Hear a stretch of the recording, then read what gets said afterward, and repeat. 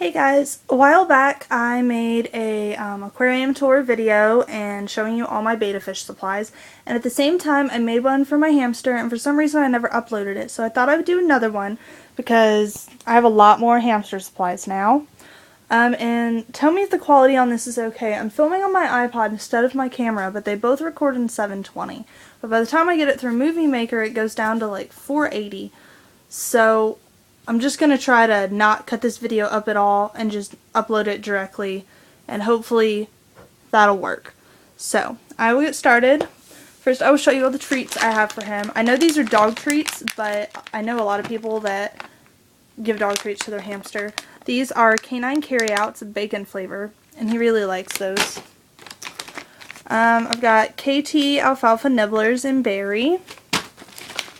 Wild Harvest baked croissants. They look like little croissants. This bag has two different treats in it. It's got the Wild Harvest Bake Shop treats cupcakes, and it's also got these little peanut butter balls that have seeds on them. And these are actually bird treats, but my hamster really likes them. They just have nuts and seeds and little bits of fruit. And then I've got the Wild Harvest Cheesy Chews, and he absolutely loves these. Then I have 4 little chew sticks. As you can see, he's chewed some of them already. But I rotate the stuff that's in his cage so he doesn't get bored. This is the bedding I'm using right now. This is Alpha Pet Aspen bedding, and I really like Aspen better than anything else. This is the bedding I was using. It's Natural Critter Care, and it's these little, it's like the paper bedding, and I liked it, and it wasn't as messy, but it smelled absolutely horrible. So here I have the Fresh Results Cage Cleaning and Deodorizing Spray for birds and small animals, and I don't really use that much. And I also have in here a little Febreze to go thing. Extra food bowl. This is the wheel that was on one of his cages, and he started using it to sleep in. So he would fill the whole thing with bedding and food, and where this electrical tape is, there was cracks, and it would get all over my desk. So after I put that in there, I thought it would be okay, and then I realized he started peeing in it. And it was disgusting, and it got all over my floor, and it was just gross, so I took it away. Here's just a little tube insert that goes on the tube up to the petting zone on one of my cages, and this is for if you have dwarf hamsters.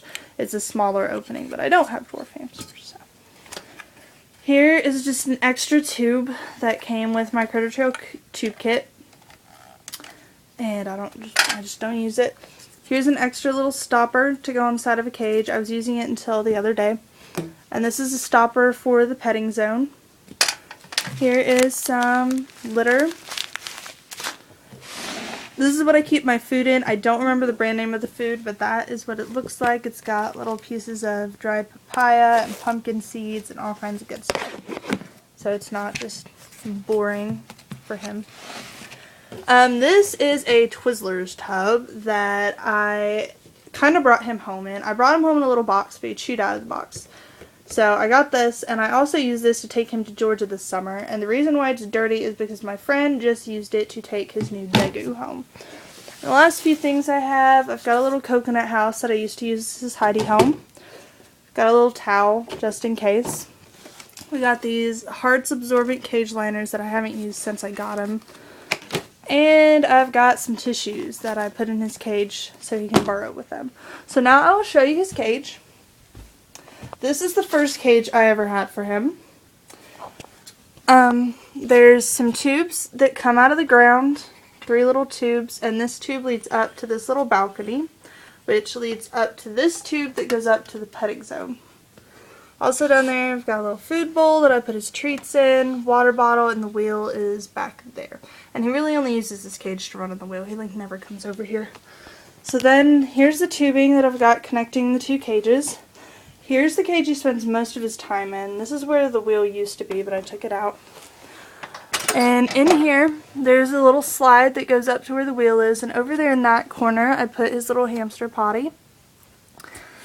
Back there I've got a little cardboard tube that he's been chewing on and a little treat kebab that he like never uses. There's his food bowl, little igloo, and then I just got in this the other day. It's a little stuffed treat log and he loves it.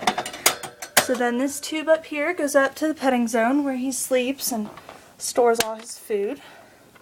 And there he is. His name's Rocky.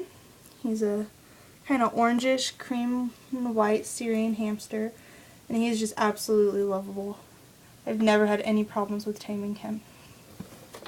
Also, I will show you what Rocky likes to do to the blankets I keep on his cage so he can stay warm. He only does it on one of them though. He gets this blanket, he pulls it through the bars, and he eats it. I don't even know. So now I will update you on my aquarium.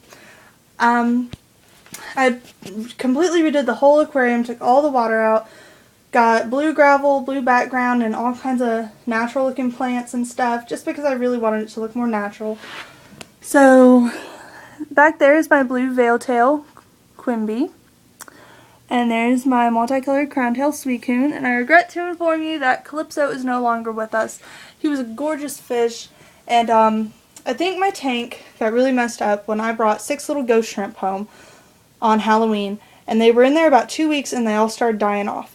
And then soon after, Quimby here started getting really bloated. He was already a little bloated, but it wasn't that bad, and he started getting a lot more bloated, and he started acting real lethargic.